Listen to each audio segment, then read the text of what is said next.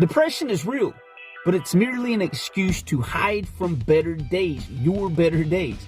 Emotions are meant to guide you, not enslave you. Gentlemen, what's going on? You ever woke up, felt like shit, and so you decide to push the snooze button?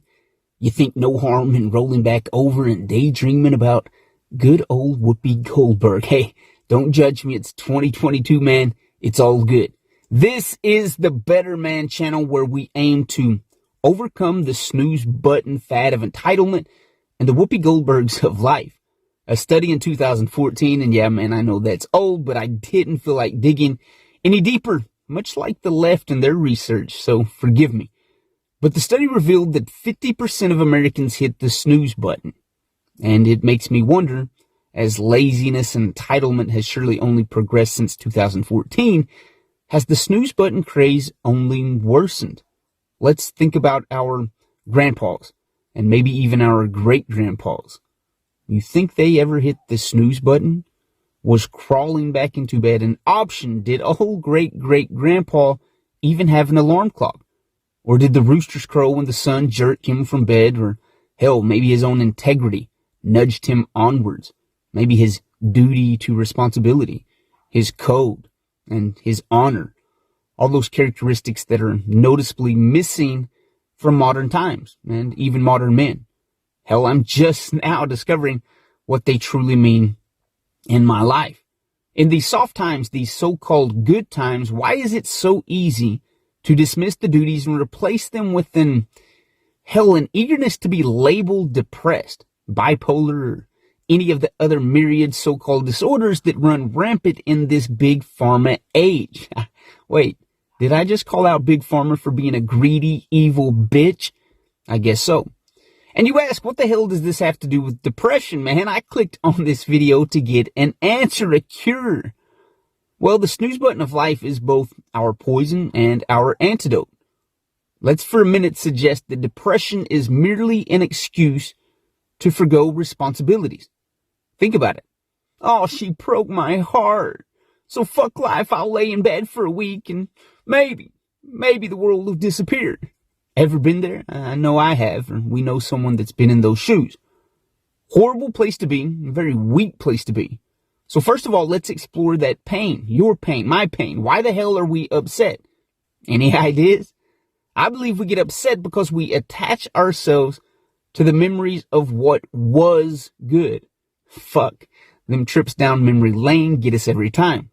Seneca said every trip down memory lane comes with a sting. And why is that? Well, because it's no longer the past. The past is over, and we only trip up on past memories because they seemingly appear better than the present. We go back to the past because it feels better than how we feel now. Think about it. If you have a better girlfriend now, or a better job now, or a better life now, the past is the last place we want to go camp out. Because the hell with that old life, right? And so the reason we stay stuck in the snooze button of depression is that for some illogical and emotional reason, damn you feminism, we come to believe that the future can never be better than the past. Dude, from personal experience, depression is a fucking liar. Life gets better because we choose to make it better. Life gets worse because we allow it to get worse. And so how do we tie this into the rooster's crow and the dawning days of oh good grandpa's past? Those men worked hard.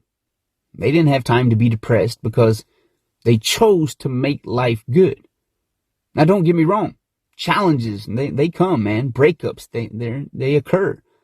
Deaths and just plain old shitty days happen, of course.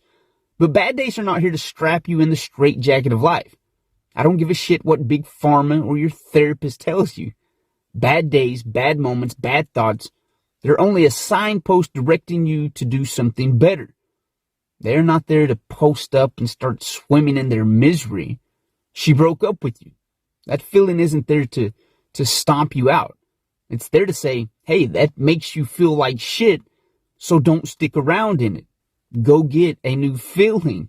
You say, well, easier said than done. And yeah, of course, at first, until we train ourselves to see every day, every thought, every opportunity is a damn ladder to step up to something better. No excuses.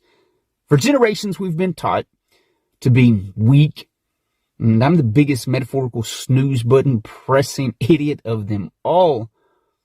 This generation needs to see men rise with the sun, figuratively or even literally, whichever works for you. I said earlier the snooze button is both the poison and the antidote.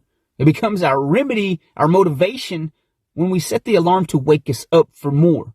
Fuck depression, fuck entitlement, fuck weakness, and fuck the lies.